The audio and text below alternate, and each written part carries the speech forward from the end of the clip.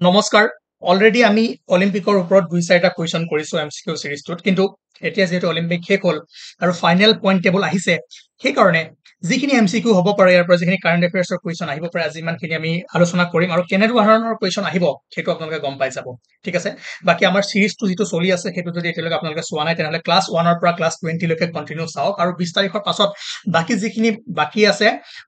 30 তাৰিখলৈকে শেষ কৰি দিম চিন্তা কৰিব নালাগে এইকেইদিন অলপমান বিজি আছো কাৰণে মাজে মাজে ভিডিঅ' আনিব পৰা নাই ক্লাছ আনিব পৰা নাই কিন্তু আজি আমি অলিম্পিকৰ ওপৰত যিখিনি কুৱেশ্যন কৰিম ভেৰি ইম্পৰ্টেণ্ট হ'ব চাব আৰু ইয়াৰ পৰা কুৱেশ্যন আহিব প্ৰথম কুৱেশ্যন যেহেতু আমাৰ মেডেল টেলি আহিলে তাত কুৱেশ্যনটো সুধিব পাৰে যে what is the India's rank in the Paris Olympic 2024 medal table ঠিক আছে মেডেল টেবুলত ইণ্ডিয়াৰ ৰেংক কিমান যদি সুধে আপুনি চাব যে 71 ঠিক আছে 71 নম্বৰত আছে সেইটো মনত ৰাখিব আৰু সুধিব পাৰে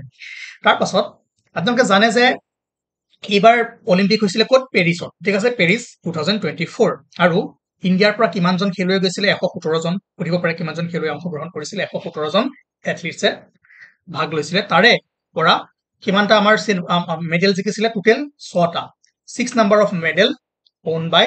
আৱাৰ টিম ইণ্ডিয়া আৰু তাৰে এটা আছিলে সিলভাৰ আৰু 5টা ব্ৰঞ্জ ঠিক আছে এটা ৰূপ আৰু 5টা ব্ৰঞ্জ টোটেল 6টা মনত ৰাখিব আৰু ইয়াতে জানে যে এটা এমচিকিউ বনিব পাৰে মনু ভাকেৰ যোনে প্ৰথম মেডেল জিকিছিলে ইণ্ডিয়াৰ কাৰণে ক'ত পেৰিছ অলিম্পিক 2024 সুধিব পাৰে যে ইণ্ডিয়াৰ 2024 পেৰিছ অলিম্পিকত কোনগৰাকী খেলুৱৈ প্ৰথমটো মেডেল জিকিছিলে তেনেহ'লে হ'ব মনু ভাকেৰ হ'ব ঠিক আছে ধুনীয়াকৈ লিখা আছে আৰু মনু ভাকেৰে অকল এটাই নহয় দুটা ট্ৰফি জিকিছিলে এটা হৈছে আপোনাৰ নিজৰ মানে যিটো ছিংগল ইণ্ডিভিজুৱেল কেটেগৰীত 10 মিটাৰ ৰাইফলছত জিকিছে আৰু ছেকেণ্ডটো কি হৈছে মিক্স টিমত ঠিক আছে ইয়াৰ পিছত কাৰ লগত সৰ্বজিৎ সিঙৰ লগত মিক্স টিমত আকৌ 10 মিটাৰ এয়াৰ পিস্তলত ব্ৰঞ্জৰ পদক তেওঁলোকে লাভ কৰিছে গতিকে তেওঁ দুটা এটা ইণ্ডিভিজুৱেলি আৰু এটা গ্ৰুপত কিন্তু যদি আমি চাওঁ তেওঁ হিষ্ট্ৰী বনাইছে ৰেকৰ্ড বনাইছে আৰু সবতকৈ প্ৰথম কথা যে she bagged a bronze and become the first Indian woman to win Olympic shooting medal ঠিক আছে অলিম্পিকৰ শ্বুটিঙত এই খেলটোত মেডেল জিকিব পৰা তেওঁ মনু ভাকেৰ প্ৰথম গৰাকী মহিলা আৰু একেলগে দুটা মেডেল জিকিব পৰাও তেওঁ এগৰাকী first Indian women to win 2 medals at a single edition ঠিক আছে ভেৰি ইম্পৰ্টেণ্ট কাৰণ মনু ভাকেৰৰ ওপৰত ধুনীয়াকৈ কুৱেশ্যন আহিব যিখিনি লিখা আছে ইয়াতো লিখা আছে ধুনীয়াকৈ পঢ়িব নাম্বাৰ 1 পইণ্ট ক'ত পাইছিলে 10 মিটাৰ এয়াৰ পিস্তলত ঠিক আছে 10 মিটাৰ এয়াৰ ৰাইফলত পাইছিলে এটা পাইছিল ইণ্ডিভিজুৱেলি আৰু এটা পাইছিল মিক্স ডাবলছত আৰু মিক্স ডাবলছত কাৰ লগত পাইছিলে সেইটো হ'ব আপোনাৰ সৰ্বজিৎ সিঙৰ লগত ঠিক আছে লিখা আছে ধুনীয়াকৈ সৰ্বজিৎ সিং আৰু লগতে তেওঁ ইণ্ডিয়াৰ ফাৰ্ষ্ট ওমেন হয় যিয়ে 10 মিটাৰ শ্বুটিং মানে এই ইভেন্টটোত মেডেল জিকিছে আৰু এটা ছিজনত দুটা মেডেল জিকা she is the first Indian to win 2 medals at a single edition of Olympic after she clinched a mixed team 10 meter air pistol bronze with Sarbojit Singh. Okay, but technically clear ৰাখিব তাৰপিছত বাকি next যদি চাই ধুনীয়াকৈ দেখিছে question কেনেকুৱা আহিব পাৰে আমাৰ কুৱেশ্যন আহিব পাৰে এনেকৈ okay Aman Sehrawat won bronze medal at Paris Olympic 2024 is associated with which game ঠিক আছে আমান সেহৰাৱতেও জানে আমাৰ ব্ৰঞ্জ জিকিছে কোনে কোনে জিকিছে লিষ্টখন ইয়াত ধুনীয়াকৈ আছে টোটেল 6টা জিকিছে তাৰে 5টা ব্ৰঞ্জ মনু ভাকেৰে জানে 10 মিটাৰ এইটো মনত ৰাখিব এইটো সুধিব পাৰে 10 মিটাৰ এয়াৰ পিস্তল ওমেন শ্বুটিং ব্ৰঞ্জ পাইছে তাৰপিছত মনু ভাকেৰ আৰু সৰ্বজিৎ সিং একেলগে পাইছে দুটা মেডেল কিন্তু এটাই ধৰিব কাৰণ এখনে টুৰ্ণামেণ্ট হয় যৌথভাৱে পাইছে মিক্সত পাইছে তাৰপিছত স্বপ্নিল কুছলে তেওঁ পাইছে ক'ত মেন্স 50 মিটাৰ ৰাইফল ঠিক আছে এইটো মনত ৰাখিব দেই এইটো 50 মিটাৰ আৰু সেইটো আছিলে 10 মিটাৰ এয়াৰ পিস্তল আৰু তেওঁ মেন্সৰ 50 মিটাৰ ৰাইফল ইয়াৰ মাজত খেলিমেলি কৰি দিব পাৰে গতিকে মই সৰু সৰু পইণ্টবোৰ কৈছো য'ত আপোনাৰ ভুল হ'ব পাৰে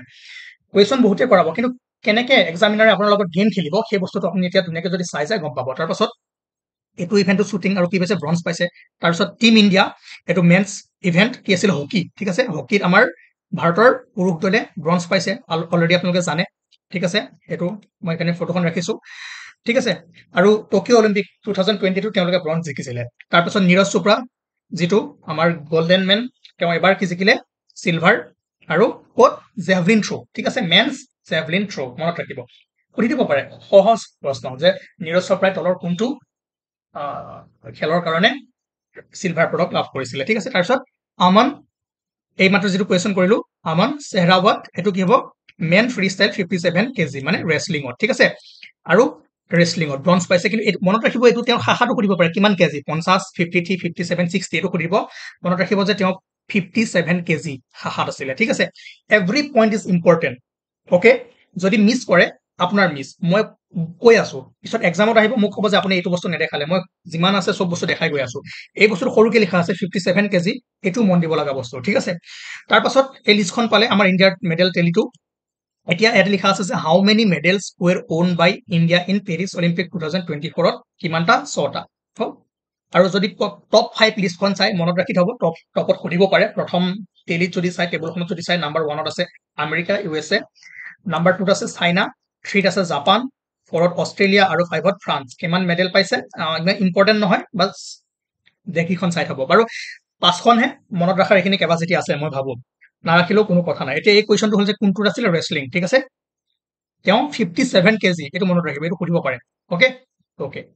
ঠিক আছে আমাৰ ইণ্ডিয়াৰ গৌৰৱ অমন সেহৰাৱাত তাৰপিছত নেক্সট কুৱেশ্যন এইটো আপোনালোকে জানে যে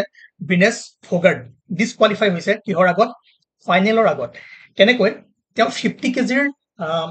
শাখাত খেলিছিলে আৰু আপোনালোকে জানে যে যদি 50 কেজিৰ শাখাত খেলে তেনেহলে তেওঁৰ ৱেইট 50 কেজিতকৈ 1 গ্ৰামো বেছি হ'ব নোৱাৰিব 50ৰ তলত চলি যাব কিন্তু 50ৰ ওপৰত নহব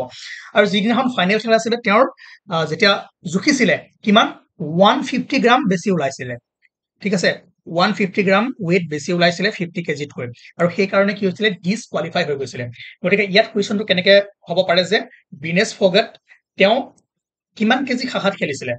ঠিক আছে এনেটো খেলটো ৰেসলিং আছিলে ইয়াৰ মানে কুৱেশ্যনটোৰ মতে এনসাৰ হ'ব যে Vinesh Phogat disqualified from Paris Olympic 2024 is associated with which sport wrestling বা ৰেসলিঙৰ কোনটো শাখাত 50 কেজি ঠিক আছে আৰু সঁচাকৈ এইটো আমাৰ দুখৰ কথা বেয়া লাগিছে তেওঁ গোটেই ৰাতিটো টোপনি যোৱা নাছিলে বহুত এক্সাৰচাইজ কৰিছিলে দেহৰ পৰা তেজু উলিয়াই দিছিলে চুলি কাটি চুটি কৰিছিলে তথাপিও মাত্ৰ 150 গ্ৰামৰ কাৰণে এটা মেডেলৰ পৰা ইণ্ডিয়া বঞ্চিত হ'ল most probably gold আহাৰ আশা আছিলে ঠিক আছে গতিকে নিজৰ দেহক লৈ খেলুৱৈসকল কিমান কনচাৰ্ন হ'ব লাগে এবাৰ ভাবি চাব গতিকে ঠিক আছে বাট আমি পিছত এইবোৰ ডিসকাস কৰি থাকিম কিন্তু মনত ৰাখা বস্তু হ'ল ৰেসলিং আৰু 50 কেজি শাখা ওকে নেক্সট কুৱেশ্যন হ'ব পাৰে এইটো জানে Swapnil Kusale recently won a bronze medal in which sport event at Paris Olympic ক'ত জিকিছিলে তেওঁ শ্বুটিং ঠিক আছে আৰু শাখাটো কি 50 মিটাৰ কি আছিলে ওকে লিষ্টখন গৈ চাবগৈ ওকে নেক্সট কুৱেশ্যন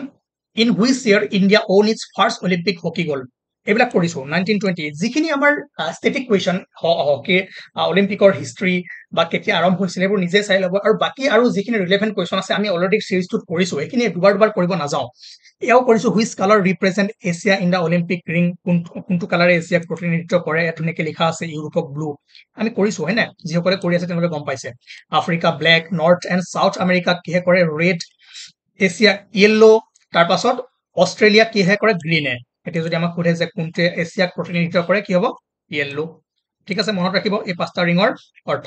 তাৰপিছত এইটো আহিব পাৰে যে what is the theme of international Olympic day 2024 অন্তঃৰাষ্ট্ৰীয় অলিম্পিক দিৱস 2024 বিষয়বস্তু কি আছিলে লেটছ মুভ এণ্ড চেলিব্ৰেট ঠিক আছে তো এইখিনি ইম্পৰ্টেণ্ট কুৱেশ্যন ইয়াৰ পৰা অহাৰ চান্স আছে কিয়নো যিহেতু ৰিচেণ্টলি অলিম্পিক শেষ হৈছে কাৰণ সকলোৰে যিখিনি কমন বস্তু সেইখিনি নিদিয়ে দিলে আপোনাক কেনেকৈ খেলিব পাৰে এই মই যিবোৰ ক'লো শাখাবোৰ 57 দিব পাৰে বা স্বপ্নিল কোচলে কোনটো ইভেন্টত তাত দি দিব 10 মিটাৰ এয়াৰ পিস্তলো দি দিব 50 মিটাৰ ৰাইফলো দি দিব 50 মিটাৰ এয়াৰ পিস্তলো দি দিব পাৰে গতিকে ইয়াত অকমান আপোনালোকে মন দিব লাগিব খেলিলে এক্সামিনাৰে ইয়াতে খেলিব বাকি যিবোৰ সিম্পল বস্তু সেইখিনি সবেই জানে ঠিক আছে আৰু এইটো মনোভাকেৰৰ ওপৰত এটা কুৱেশ্যন আহাটো মই দেখি আছো যে আহিব পাৰে তাৰপিছত এইখিনি কিমান নম্বৰ ৰেংকত আছিলে সেইটো চাব ব্ৰঞ্জ কেইটা জিকিছিলে চিলভাৰ কেইটা জিকিছিলে গোল্ড কেইটা জিকিছিলে গোল্ড নাই জিকা কিন্তু দিব পাৰে ঠিক আছে গতিকে সৰু সৰু বস্তুবোৰ বেছিকৈ মন দিব আৰু অলিম্পিকৰ ৰিচেণ্ট কাৰেণ্ট এফেয়াৰ্ছৰ এইখিনি আছিলে আৰু বাকি যিখিনি ৰিলেভেণ্ট কুৱেশ্যন আছিলে আমি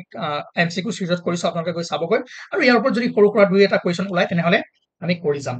বাকি যেটো সিৰিজ চলি আছে 20 তাৰিখৰ পৰা আকৌ কন্টিনিউ হ'ব আপোনালোকে পঢ়ক ক্লাছ 1 পৰা 20 লৈকে ভালদৰে পঢ়ি যাওক যিসকলে নপঢ়ে পিছত পস্তাব ঠিক আছে পিছত ক'ব যে কম সময়ত ইমান বঢ়িয়া বঢ়িয়া কন্টেন্ট আহি আছিল নপঢ়িলো আৰু এতিয়া ইয়াৰ পৰা আহি গ'ল ঠিক আছে গতিকে আহে নাহে পিছৰ কথা ইমান কম সময়ত মাত্ৰ 4-5 ঘণ্টাত ইমানখিনি বস্তু দিয়া গৈছে যদি এবাৰ চাই থয়